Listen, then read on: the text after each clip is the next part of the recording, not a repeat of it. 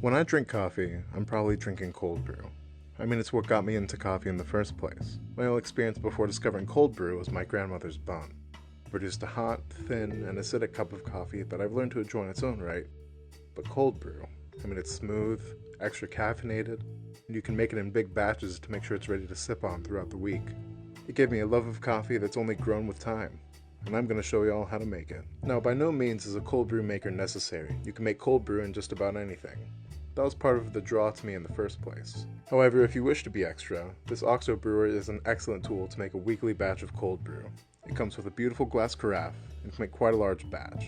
And the double filtration you can do with a paper filter makes an extra clean cup that I tend to enjoy.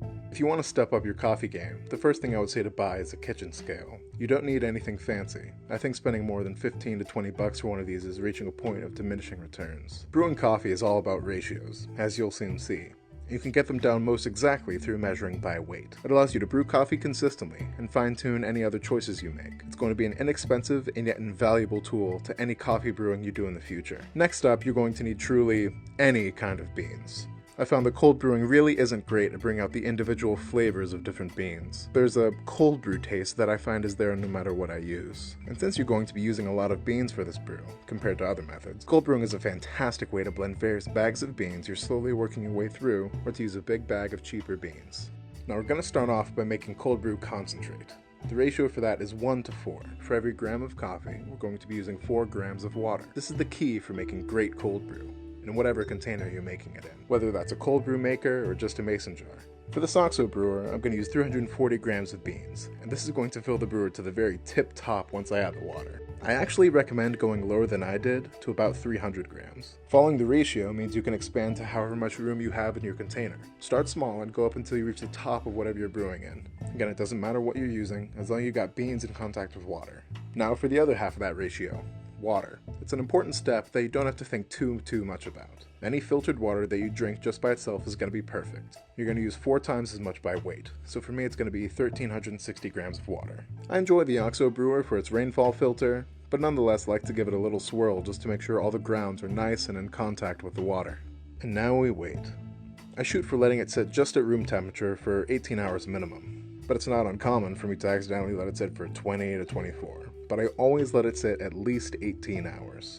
While we wait those 18 hours, I'm going to show you all another piece of how I make cold brew. The flavored syrups. The first syrup I'm going to be making in this section is simple syrup. It's great for sweetening cold drinks, and it's going to be the basis of every other syrup we make today. You're going to want to measure out equal parts sugar and water. You can use the scale, but for this I just went with measuring out 1 cup of each. Turn on the heat and stir till dissolved, and you're done. I've seen people do 2 parts sugar to 1 part water to make a more shelf-stable syrup. It's a very popular ratio in bartending, but in my small experience it's led to the syrup crystallizing in the container and becoming hardly usable. But that very well could just be me doing something wrong. Next up, caramel syrup. Now this isn't a proper dark caramel sauce, but a caramel syrup. We're just going to take the simple syrup and keep cooking it until it's, well, caramelized. It'll still have those nice caramel flavors and be much easier to mix into cold brew.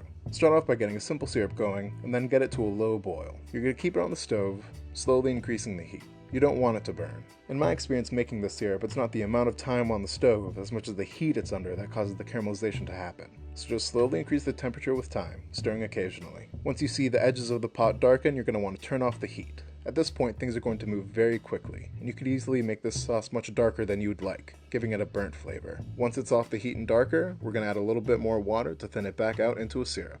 Now you want this water to be very hot.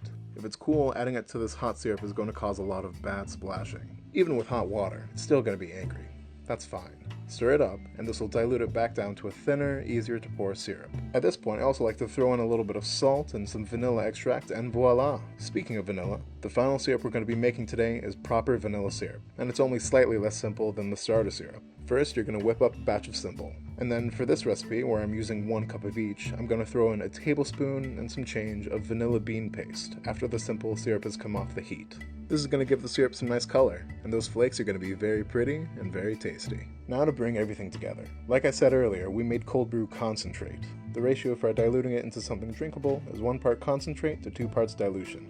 I usually take a 2-cup measuring cup and add cold brew to about the half cup line. then fill it up a little under the 1.5 cup line with cold water, or with boiling water if I like a pretty nice cup of hot coffee. Now this time I didn't bring it up to quite 1.5 cups because I like adding cream to my coffee, and I found that if I added cream after diluting it fully with 2 parts water, I didn't get enough of that coffee flavor I liked. So I leave some room, add some cream and some sweetener, bringing it to that 1:2 ratio.